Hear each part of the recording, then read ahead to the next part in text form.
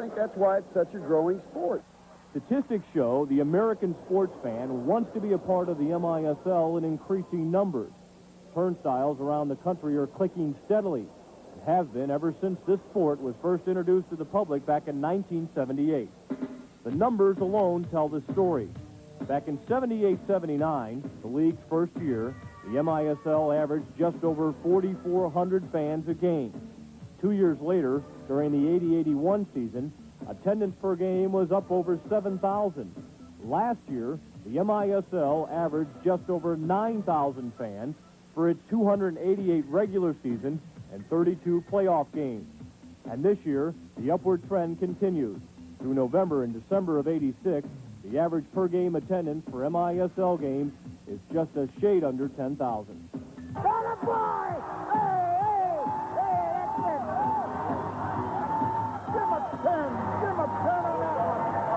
Leonard Gregory is more than just a fan of the St. Louis Steamers. Some call him a fanatic. Since the Steamers arrived in St. Louis 8 years ago, Gregory has only missed 2 games. That's all, just 2 games in 8 years. The sign man, as he's called, brings 20 or so of his favorite sayings to each and every game. And depending on the situation, displays the appropriate sign for one and all to see. It's a fantastic game. I mean, I love the game because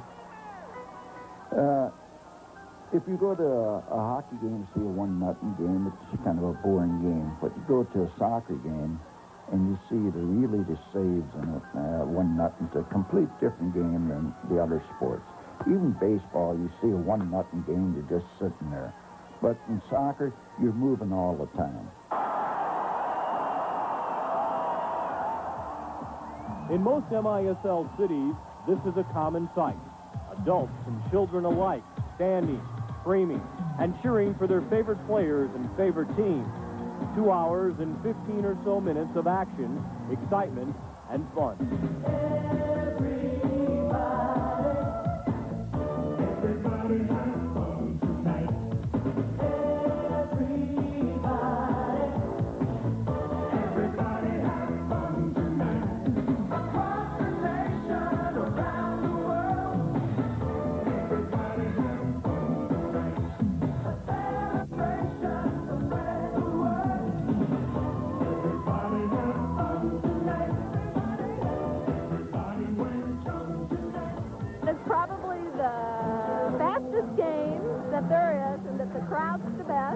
No matter what city that you go to. Before you came here, did you ever think you'd become this much of a fan? No way.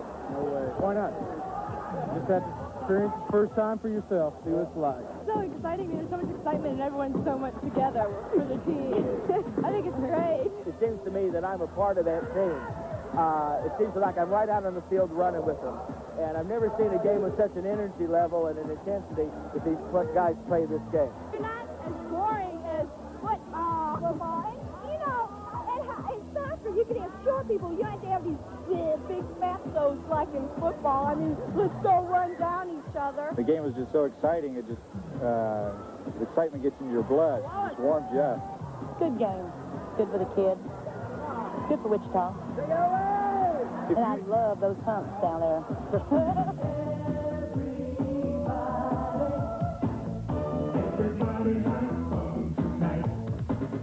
And while those hunks down there celebrate on the field, their fans do the same in the stands. Some don't even bother to remove cigar from mouth. And maybe that's just as well, because all this screaming can really give your vocal cords a workout. You scream a lot? Oh, yeah. Starting to lose my voice already. You scream a lot during the game? I hold it back. Scream a lot, yes. How about you? Oh, yeah, I yell a lot, definitely. I go home hoarse once in a while. Well, quite often. Do you scream a lot when you're here? Yes, a whole bunch. Make a fool out of myself. I'm the heavyweight champ. I'm pretty. I'm fast. Look at this, folks. Me in the wings all the way. Heavyweight champ. Me in the wings, the heavyweights of the soccer world. If you don't think indoor soccer is a knockout of a sport, don't tell this fan. In Wichita, the beloved wings are everything, and some will go to any extreme to illustrate that. One example of the special bond between the players and fans in the major indoor soccer league is taking place right here in Wichita. Just a few minutes ago, the Wings lost to the San Diego Sockers by a score of 7-4. Yet, here they are on the field, signing autographs for their many fans. There you go. Hey, there. Giving something back to the fans is something players in the MISL work hard at. An autograph today can mean a friend and fan for life. In this league, there are very few barriers between the stars and those who come to cheer them. The team is part of the community part of the team. To illustrate that, take this pep rally, where hundreds turned out recently despite foul winter weather. Dressed in orange, members of the Orange Army, as Wings fans call themselves, heated things up by joining the players in singing the team fight song. Marching on together, we're gonna see you win. La la la la la la, we are so proud. We shout it out loud, we love you, Wings, Wings, Wings. These days, the game of indoor soccer has a lot of people singing and screaming for joy. A love song between players and fans that keeps climbing the charts year after year. One that tells a story of excitement, action, and fun in the major indoor soccer league.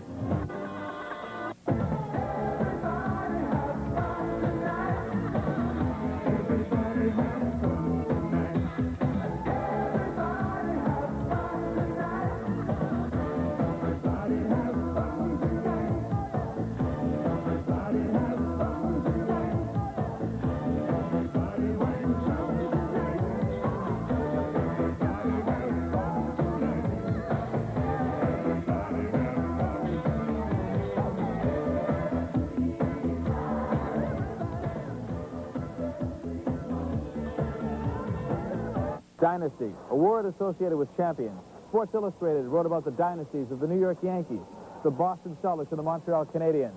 And now it's Sports Illustrated's turn to write about the San Diego Sockers, and why not? They've won 5 straight championships. Let's take a look at Ron Newman's team as he guns for their 6th consecutive crown. On behalf of the San Diego Sockers, you've won 1 for the thumb and the championship trophy.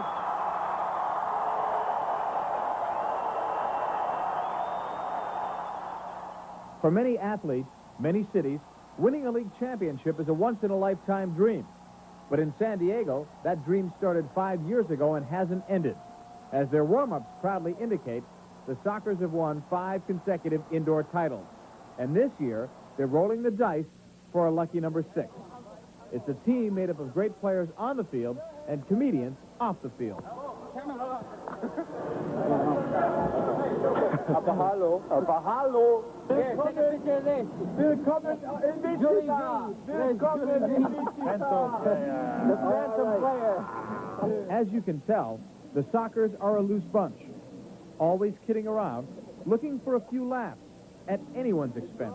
We were walking across the street in Wichita, actually, where we are now, and there was a big black bird that was dead laying on the street, must have been hit by a car, and Julie V picked it up and put it in a brown paper bag and then took it up to Jimmy Gorsuch's room, which our goalkeepers, they always like the rib, and they hung it by the neck over his bed and said that, there was a sinister note underneath it, it's your turn next, Jim. That's just one of many stories Ron Newman can tell about the team he's coached and transformed into a dynasty. Like his players, this Englishman is an outgoing and a fun-loving coach. He's always looking for that edge that will keep his team on top as well. Sometimes that means viewing hours of game tape of the Sockers and their opponents with assistant coach Johan Arnio. Newman owns the best record in the history of American professional soccer, and he's intent on keeping it that way. Lads, listen. Oh, listen up, lads, listen. Hey, Jack. It's a very motivated team next door, right? Early on in the game, they're going to come out with all that emotion balling up. Don't let fall behind. Somehow we always found the incentive, a reason to win another game and to win another series, to win another championship. And we've always had the appetite. And I think that's probably the most difficult thing to do, is to get the appetite. But when somebody beat up on us a few times, that appetite comes back. That appetite for winning year after year has made Newman Sockers the Dallas Cowboys or Los Angeles Raiders of the MISL. Everyone's out to beat them.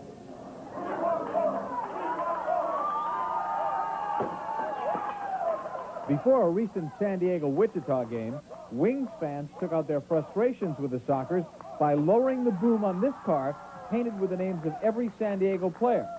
Around the MISL, fans realized if you can't beat the Sockers on the field, and most can't, you may as well hammer away at them off the field. I think people keep giving us incentives to want to come back out and win. They keep saying we won't do it again, or they keep taking knocks at our players and say maybe they're a little bit too old, and that gets at their egos, so they come out and have great years. And it's stuff like that that people keep giving us incentives to come out and win. Come on, win a few, lads. Over the years, Ron Newman's lads have won more than a few games. This team has players from 17 different countries, but on the field, they play as one. It's a special sort of magic, a chemistry that spells success in San Diego.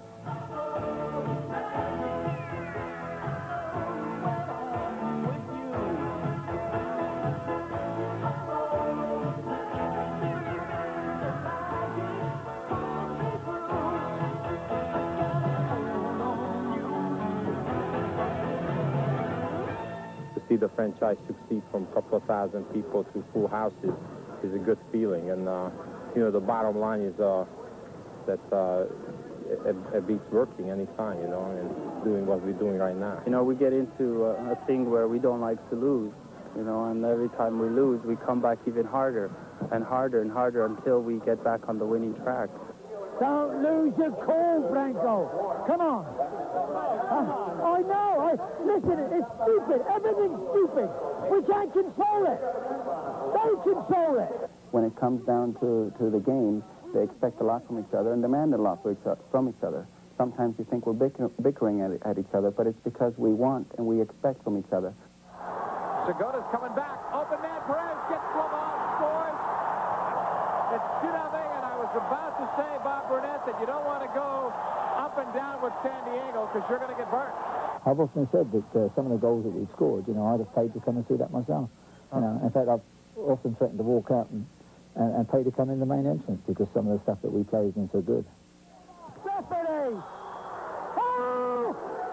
Zero, dear! Billy, that's the other way, son! Billy, you can't call that like that! As you can tell, winning doesn't always come easy. The Sockers do lose arguments with referees. They do lose games. But the facts don't lie. And for the past 5 years, San Diego has made a habit of winning titles. And now, spoiled Sockers fans are expecting to take part in yet another championship celebration at the end of this season. Ask this man, the winningest coach in American soccer history, about the possibility of title number 6, and he'll explain it this way. I just tell everybody, well, just sit back and watch us do the impossible. Doing the impossible is something this team excels at. And at the end of this season, don't be surprised if Ron Newman and his collection of comedians and soccer magicians pull yet another title out of their championship hat.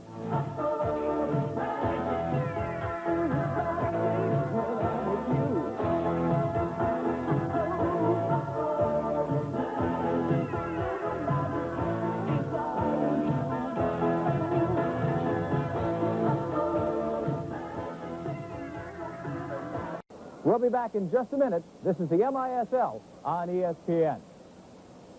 We hope you've enjoyed this past half-hour look at the Major Indoor Soccer League, and we hope you'll be watching all season long as we bring you the Major Indoor Soccer League's 9th year of competition, a year that should be their best ever, and all the action can be heard and seen right here on ESPN. First game this Friday afternoon when Chicago plays host to Baltimore. In the meantime, for Jim Duff, I'm John Paul Della Camera. Enjoy the season here on ESPN.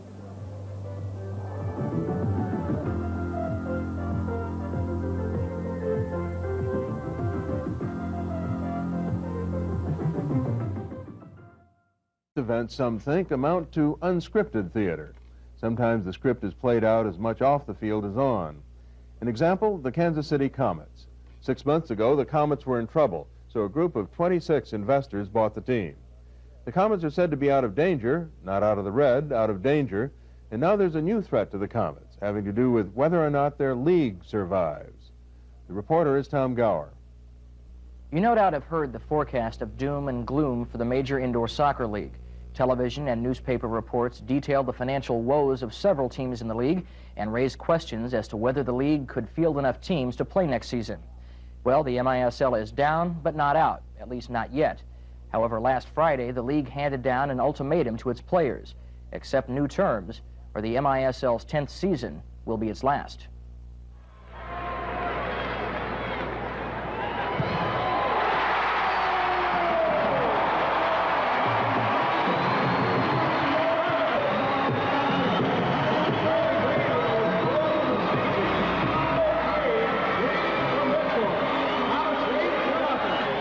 Although the standings don't reflect it, these are two of the most successful clubs in the major indoor soccer league.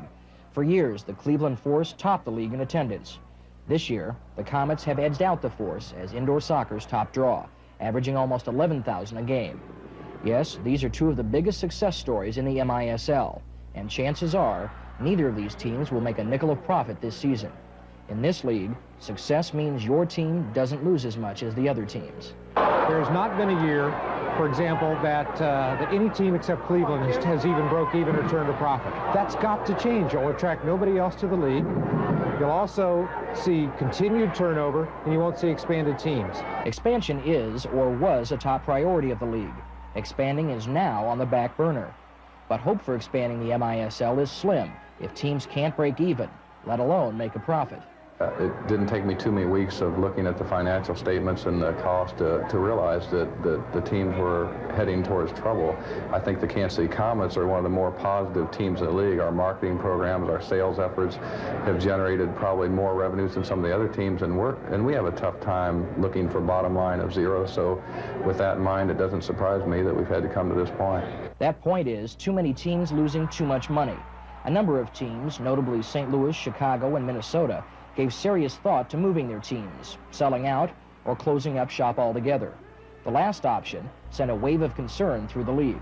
I think if enough teams are in trouble, then yes, it means the Comets are in trouble, because there won't be anybody left for the Comets to play. And you have to have a structure within the league where all the teams, or at least the majority of the teams, can succeed at the gate and in the business office, or there's something that has to be changed about that to make it better for everybody. That sentiment echoed throughout the league, and so after meeting with the owners, the MISL drew up what is called a compensation stabilization proposal. According to a news release, the proposal offers a compensation plan that will stabilize the league and add to its potential for growth. And with emphasis on stabilization and expansion, the league's players will benefit significantly over the next 2 years. Among other things, the proposal calls for a reduction of the present salary cap from almost $1.3 million per team to under $900,000 per team, and a new player agreement which will eliminate the no-cut and no-trade contracts.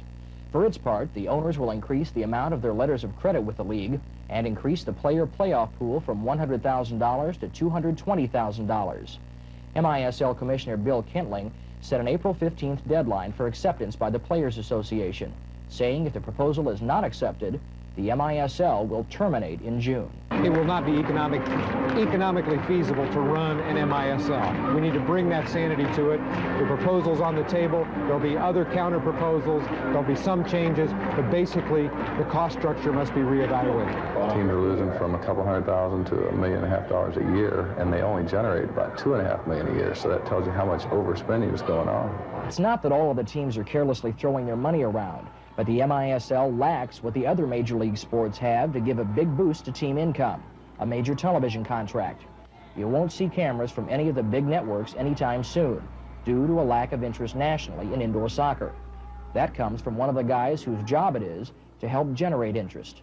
I think we're still, in a lot of areas, we're still a regional sport. I mean, if, you look down in Florida, in that area, up north, what's the southernmost city we have? If you don't, Dallas is more, to me, coming from Cleveland, Dallas is more west than it is south. And, so, if you look at the MISL, it's still kind of on a regional basis. I don't know what all we have to do. Well, I mean, a lot of people could say, well, you could give the scores on SportsCenter, on ESPN, or you could, on NBC, you could give it in between the NFL games or something like that. Expanding the league into other markets would help generate a more national appeal for the sport. Word from the MISL is that expansion into Worcester, Massachusetts, near Boston, and Greensboro could occur if the stabilization package receives approval by the players.